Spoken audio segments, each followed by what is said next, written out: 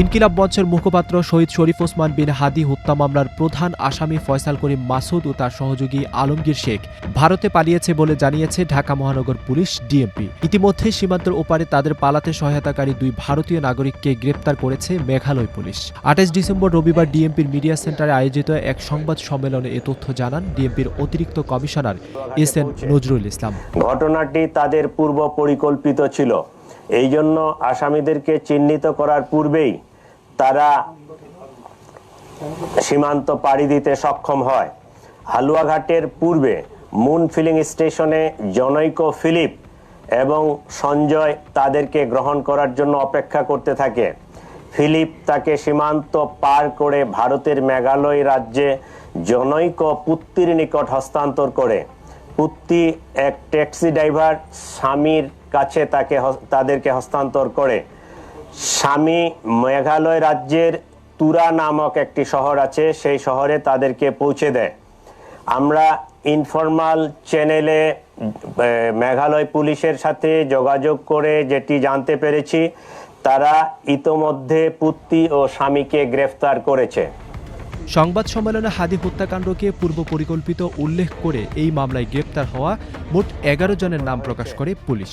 তদন্তকালীন এ যাবৎ এ ঘটনা সংগঠনে পরিকল্পনায় অংশগ্রহণ, ঘটনায় ব্যবহৃত অস্ত্রগুলি লুকানোর সাথে জড়িত, ঘটনার মূল দুই হোতাকে পলায়নে সহায়তাকারী সহ মোট ১১ জনকে আমরা গ্রেফতার করতে সক্ষম হয়েছি।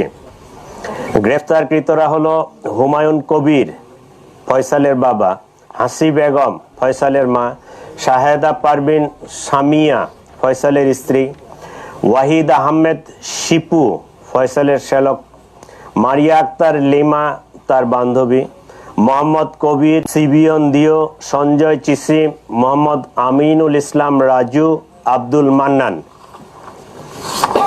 ১১ জনকে আমরা গ্রেফতার করেছি। এর আগে গত ১২ ডিসেম্বর রাজধানীর পুরানা পল্টন বক্স কালভার্ট এলাকায় গুলিবিদ্ধ হন ইনকিলাব মঞ্চের মুখপাত্র শরীফ ওসমান বিন হাদি। পরে তাকে ঢাকা মেডিকেল কলেজ হাসপাতাল, রাজধানীর এভার কেয়ার হাসপাতাল ও সর্বশেষ উন্নত চিকিৎসার জন্য সিঙ্গাপুরে নেওয়া হয়। ১৮ ডিসেম্বর রাত ১:৩০টার দিকে সিঙ্গাপুর জেনারেল হাসপাতালে মারা যান ওসমান হাদি।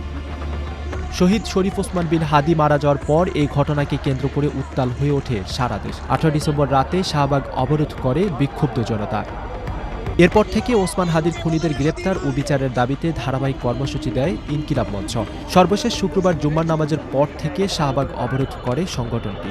টানা ২ দিন অবরোধ কর্মসূচি পালন করার পর শনিবার রাতে অবরোধ তুলে নেয় তারা। তবে রবিবার দুপুর ২টার পর থেকে পুনরায় শাহবাগ অবরোধ করে ইনকিলাব মঞ্চ।